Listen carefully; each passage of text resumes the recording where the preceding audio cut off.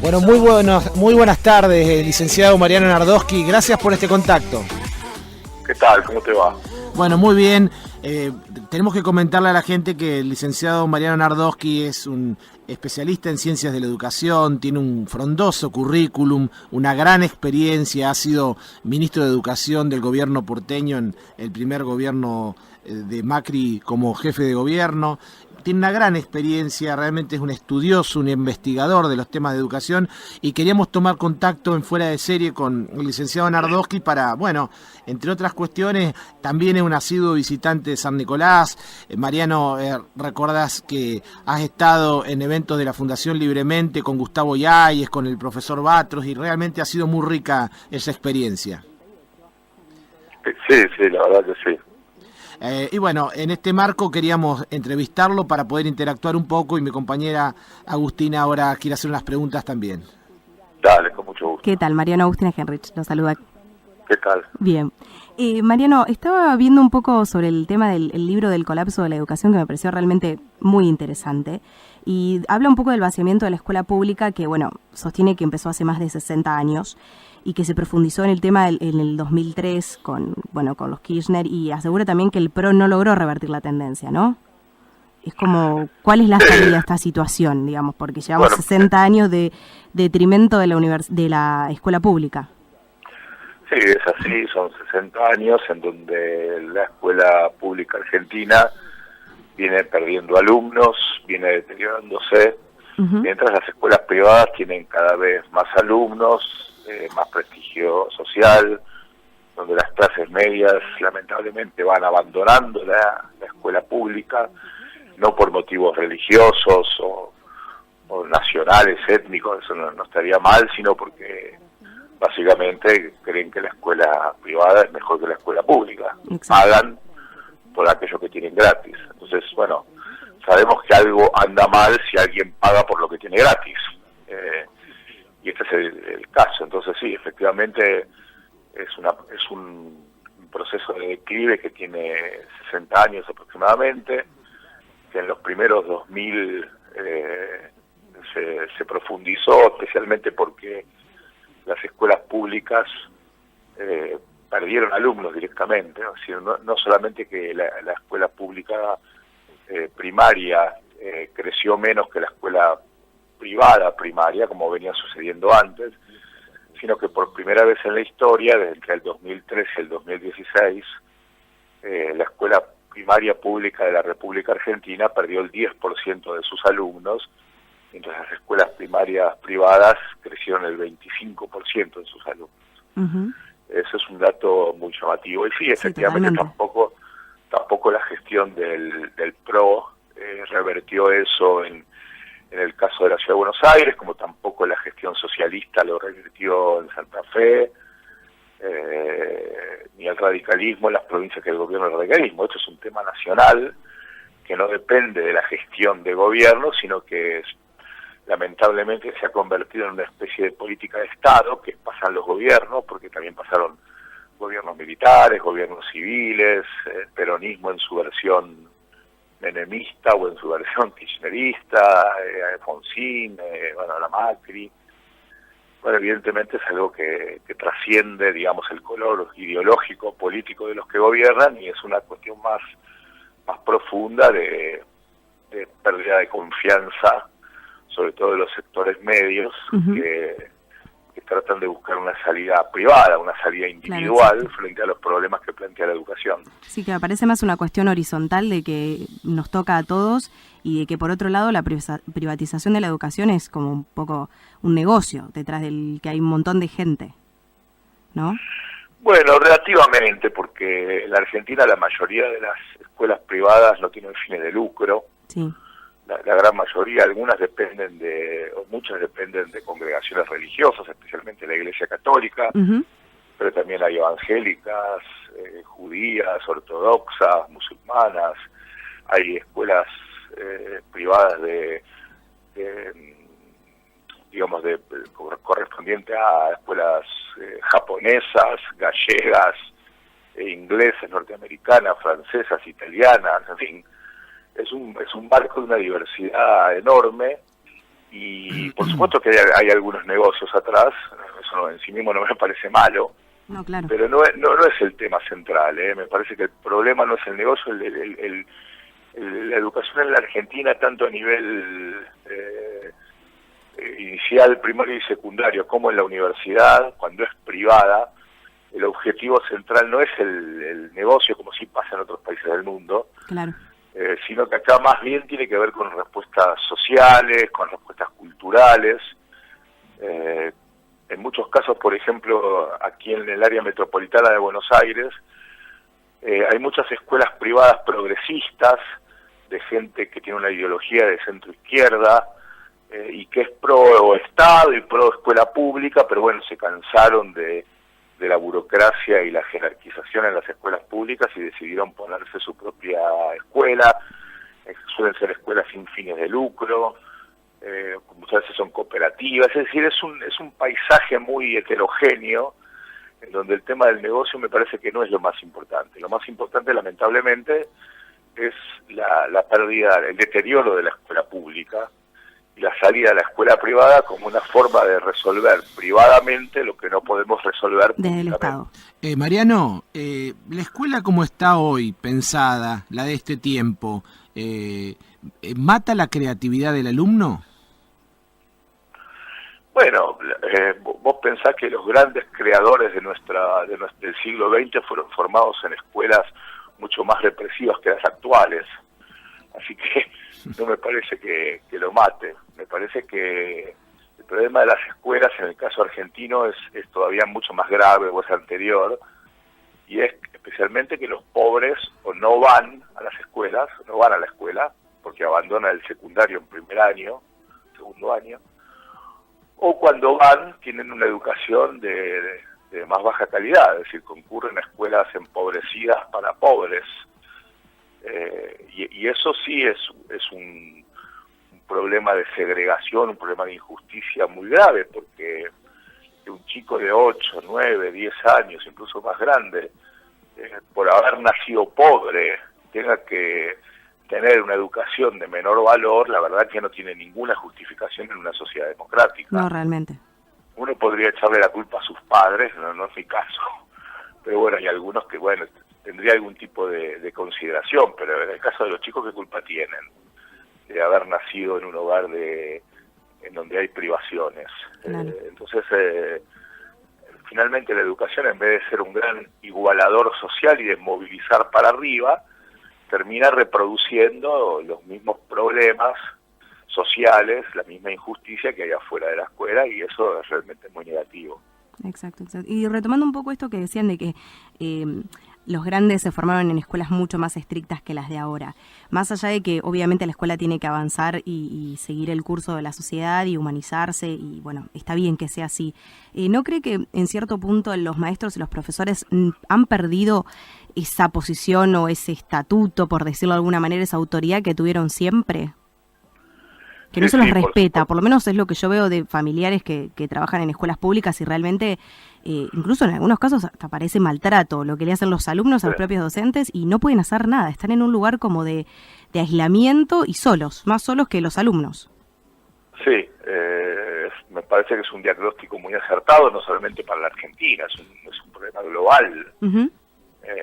Se ve, bueno, no en todo el mundo, porque en los países en donde no hay democracia, o en donde no hay mercado, donde no hay Google, donde no hay Internet, donde no hay libertad de prensa, bueno, esas cosas no pasan, ¿no? Siempre se nos pone el ejemplo de China o Singapur, con los alumnos muy obedientes, pero bueno, ahí no queda otra que ser obediente, porque si no van a tener un problema muy grave. Sí, hemos visto en Japón que limpian su propia escuela a los alumnos después de clase. Bueno, pero Japón sí tiene una democracia. Acá también hay algunas escuelas que limpian sus escuelas, y eso no me parece una mala idea. No, para nada, todo lo contrario. Yo creo que una escuela debía ser como una casa, ¿no? Exacto. En la cual uno limpia lo que ensucia.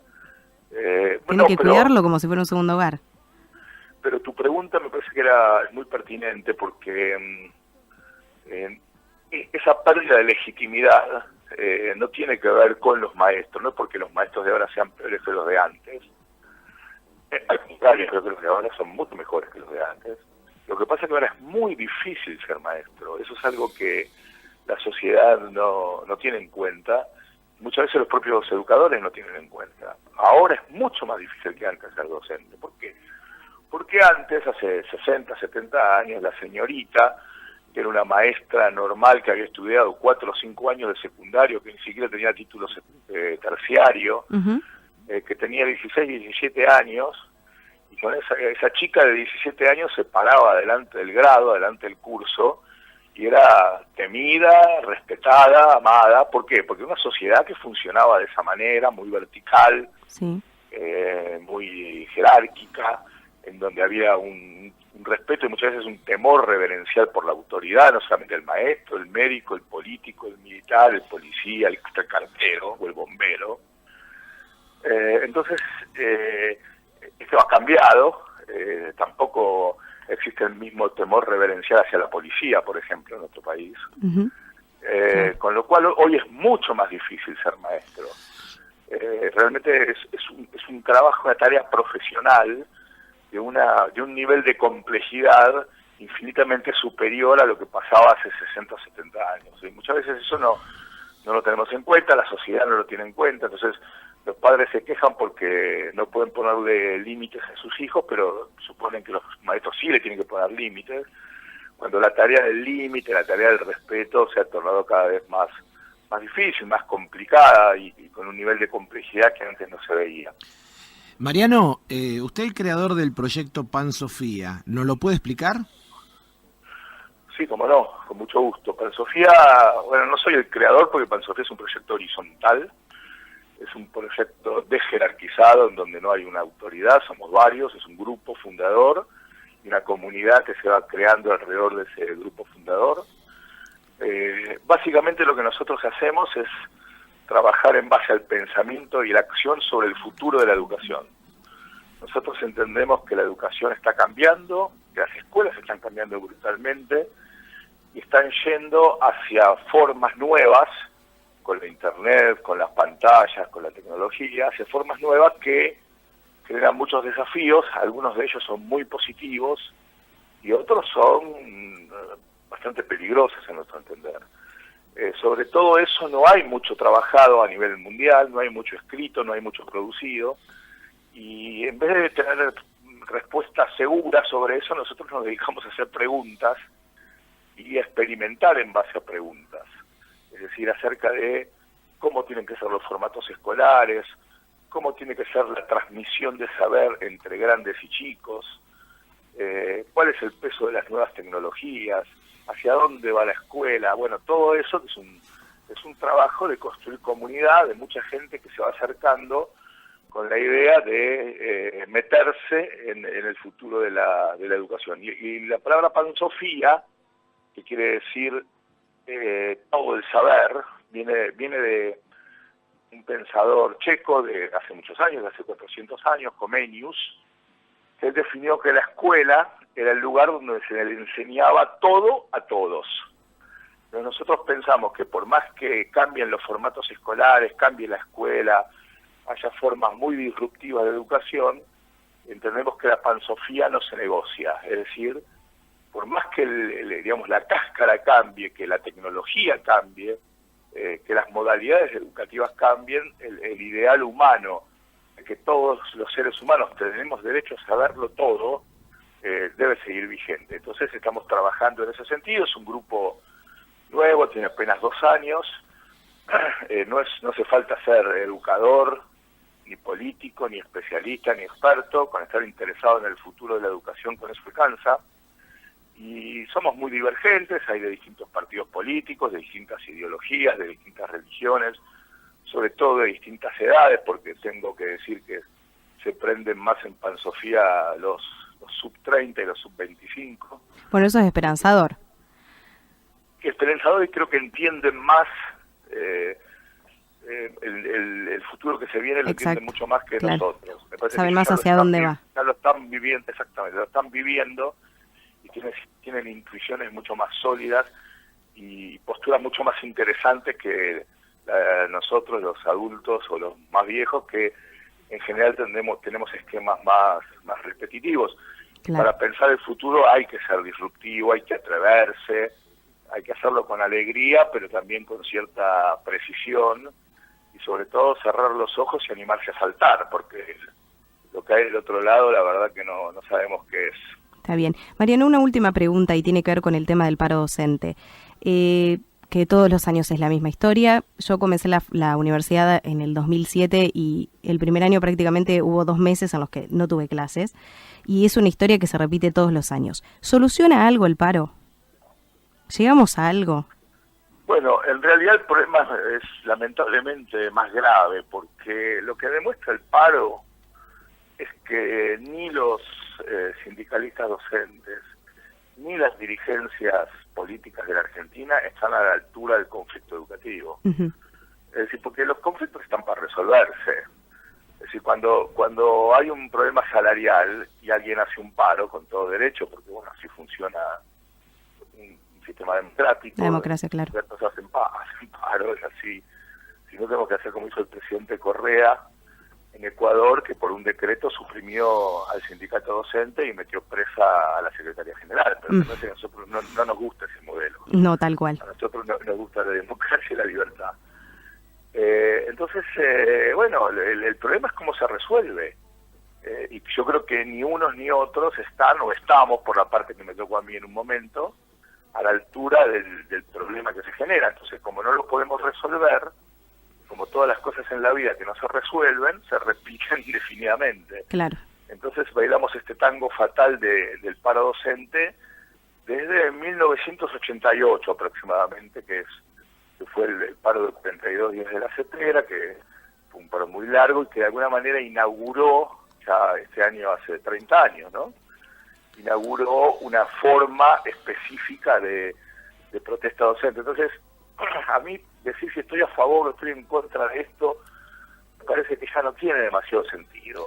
Esto es algo que ocurre y que hay que resolverlo, no ideologizar, no hipotetizar, no teorizar, hay que resolverlo.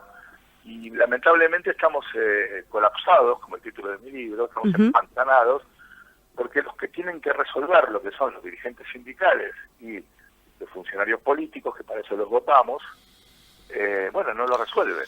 Entonces ahí tenés otro problema. Tampoco le podemos echar la culpa al sindicalista, porque no sé, yo no lo voté a Baradel. No, claro. Ni usted tampoco. A Baradel se votan sus afiliados. Uh-huh. Nosotros votamos a otros para que dialoguen con Baradel, eventualmente se enfrenten con Baradel y logren una solución al sí, un problema. consenso entre todas las partes. Sí, consenso, conflicto, porque a veces las cosas se resuelven. En democracia se resuelven con conflictos, o sea, delimitando los disensos, quiere decir, poniéndonos de acuerdo en lo que no nos vamos a poner de acuerdo nunca, bueno, avanzando en función de qué es lo que se puede hacer. Mariano, nosotros le queremos agradecer mucho realmente su tiempo, su prestigioso tiempo, porque la verdad que nos ha ayudado a comprender de una manera muy inteligente el tema de la educación y los desafíos de este tiempo, y bueno, por supuesto, establecer este canal abierto, porque en este programa nos interesa poner de relieve la educación. Estamos en contacto con diferentes fundaciones, como el Orlando Lita con Libremente, y diferentes instituciones que tienen que ver con el quehacer de la educación, así que nos pareció muy interesante esta tarde haber establecido este contacto con usted, con lo cual le agradecemos muchísimo para Fuera de Serie. Bueno, no, gracias por el llamado y muchas gracias a ustedes y a toda la gente de San Nicolás, que realmente voy mucho por allá y los aprecio mucho. Muchísimas gracias.